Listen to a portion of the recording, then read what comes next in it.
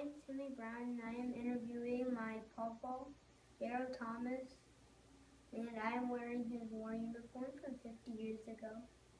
And this is his picture after his training, and this is him now. Hello. Hi. I'm going to be your interviewer. Cool. Would you like to tell our audience your name? My name is Darrell Thomas. And what war did you fight? The Vietnam War. Do you have any interesting stories that you would like to share? The first night I got there, everything worked on a 24-hour shift. I was in personnel. I was stationed in 𝙑𝙀𝘼𝘾 on the 𝙑𝙀𝘼 River. This is the base camp right next to the airport. And I was on a 24-hour shift, and so I got obviously the graveyard shift, which was about 12 to 8 or something. And they had a mortar attack, and they attacked a LST landing on the 𝙑𝙀𝘼 River about 100 yards from where I was. And 17 guys got killed that night. And I found out what the bunkers were. These are holes you dig and you surround it by sandbags so they protect you from bombs and rifle shots and shrapnel when the explosives went off. So I learned usually when the mortars started coming in, I was the first one in the bunker. I didn't want to be out there.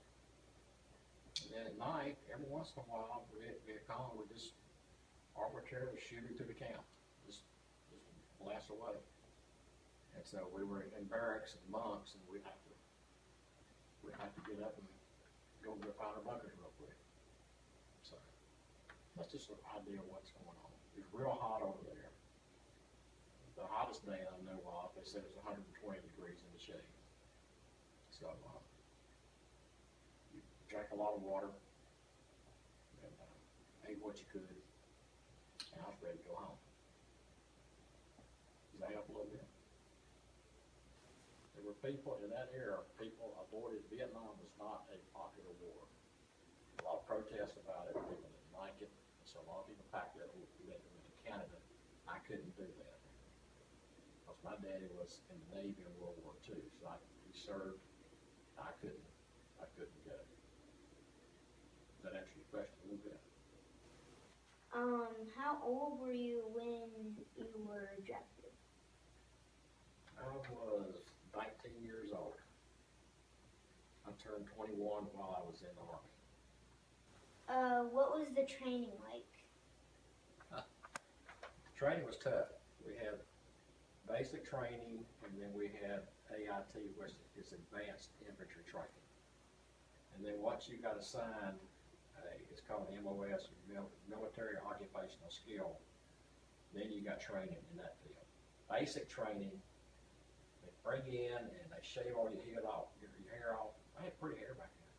They took all my hair off, put on uniform, you get up at 4 o'clock in the morning, you go out and do PT, which is physical training, you work out, and then you go eat breakfast, and then you get out and do some more PT, and then you go out in the field, and we did marches and slept out in snow, and lots of exercise and lots of running. Learn how to fight, hand-to-hand combat. We did rifle training. We get a rifle range, and we'd qualified expert, and so it's everything to do with trying to make you a soldier. That's what the training was. And then AIT took it a step further once you got into your job description. Does that help a little bit? Does it make any sense on that? Okay. Right. You're thinking it, right? Does that answer the next question? What branch were you a part of? I was in the Army. I was in the 5th Army. And I was in a personnel company. What was your job? What was my job? I was a personnel clerk. When I was stationed at Fort Riley, Kansas, before I went to Vietnam, I worked at the headquarters, the post headquarters, and I handled personnel files for different companies. The companies would report to me, the company clerks would give me the information, and I did that paperwork. Vietnam, I did basically the same thing. So I was a pencil pusher. I handled personnel files.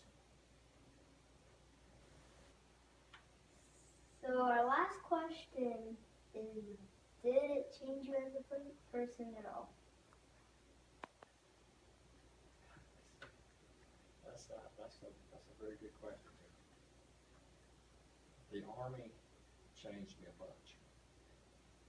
It caused me to grow up. Vietnam, it changes your outlook on life. Over there, life is cheap. They don't have the same values that we have.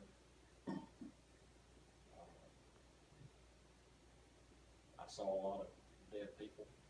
That's not a pleasant sight. We were right next door to the air base at 𝙑𝙀𝘾𝙃, and sometimes you see these big transport airplanes, and they had body bags lined up on the tarmac, getting ready to load up. And those guys, some guys that went through basic training got killed. I had people I grew up with that they were involved in the hand-to-hand combat, which I was not. And they came back different people. So to answer your question, I guess it changes you in some respects. As much as anything else, it causes you to grow up. Because I went over it, I was a baby. And the good Lord had something else for me to do. I guess now I'm his grandson. But does it change you? Yeah. How does it change you? Everybody's put together different. Can I answer that one? Everyone, let's thank our subject here, Darrell Thomas. Thank you for serving. Thank you, Timmy. You did a good job, buddy. Good job, man. Good job.